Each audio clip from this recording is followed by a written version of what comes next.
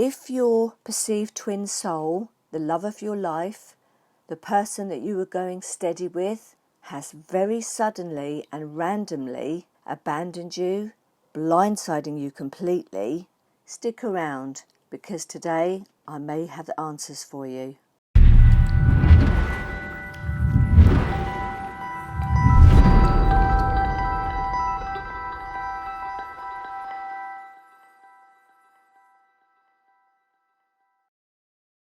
Welcome. This channel is about spreading awareness to people that are open to love and are in a relationship. Now, there's a condition, it's a chronic condition called romantic NPD, and the person that has it mostly, unfortunately, ruins the lives of many genuine souls throughout their life. And I just want to tell everybody about this condition. Now, if my information is useful to you, do me a favour, smash the like button and subscribe.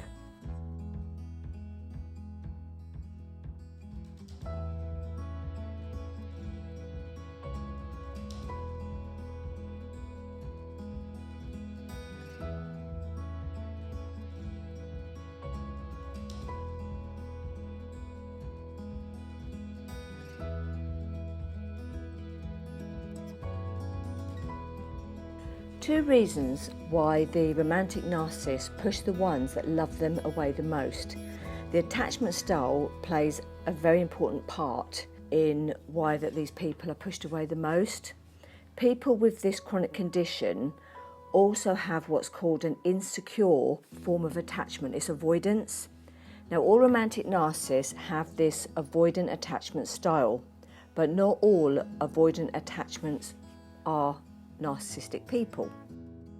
Attachment styles are basically formed at early childhood. I've spoken about that in a past video, and it's based on their experiences with their parental main caregiver.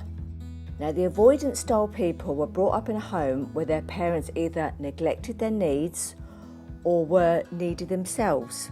So quite often the child was forced to take care of their own needs. Now, the child wasn't taught secure, healthy bonding with their parents, so the child then develops an insecure attachment styles.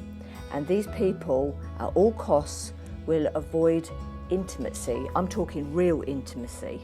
Now, they want relationships, but when someone gets too close to them, they will run, and they will run away fast, and they will not look back. Now, love can hurt. Now, this turns into abandonment for the avoidant romantic narcissist. Now, forming bonds with loved ones is very uncomfortable because they were not taught this healthy bonding as a child. They have an underdeveloped emotional intelligence, and this is why it's hard for them to love and accept love. And to go further into the concept of the romantic narcissist mind, they have a very fragile ego, and they have feelings of hatred and shame and anger towards themselves. Now, deep down, they don't like themselves very much, and the false self that we see, that we know, covers their true identity. And it portrays the narcissist as a confident, charming, caring person. Now, when you love a romantic narcissist, you tell them you love them, but they will act instantly different. It's quite annoying to think that you're dating a normal person. Why do they always question your love for them? Why do they do this? They don't love themselves, and they can't understand why you love them either. The romantic narcissist wants you to love them. They feel entitled to love and to be worshipped. However, they are scared of love. They keep you at arm's length because they fear that you love them too much. Confusing, right? Well, I can imagine it's not easy to be a romantic narcissist, because the more you love one, the more uncomfortable they feel and they push you away. Now, the second factor is exposure. When you reveal their true self, now remember, typically they come across as this sweet, gentle, kind, genuine person, but they can only keep that up for a certain amount of time. and then they have to disregard you or move on to somebody else because the mask is slipping. That false facade can't be kept up. Now, if you truly love them and you accept their true self, they will just keep you at the devalue stage and not completely disregard you. And this is the narcissistic's perjury. Exposing the narcissist causes extreme injury to them. Now, the injury hits them in their core because of their fragile ego. If you accept who they are, you know that they're wearing a mask. That makes them feel uneasy.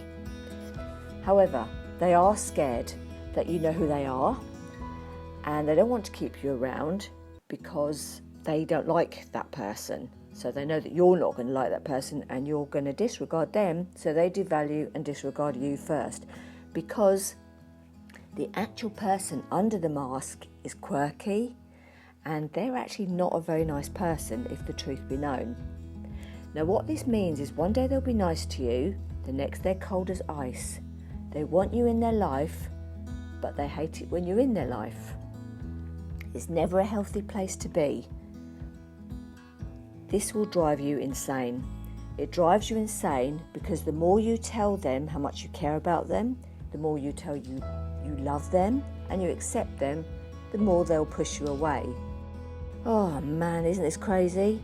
What is more confusing about the romantic narcissist mind is that in this stage, if you get tired of them pushing you away and you start to pull away from them, they then start to chase you a bit.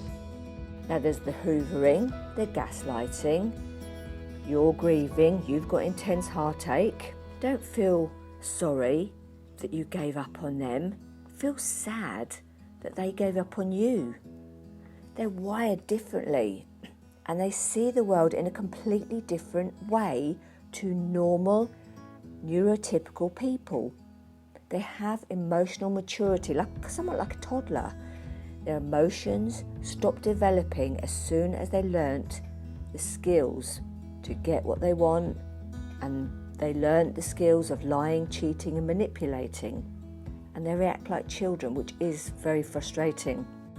If you'd have hung around and that mask had come down, you may have seen it occasionally just before the disregard. They get tempers, their tantrums, they hit, they throw things, they act like a typical child really. Now remember, they completely lack empathy.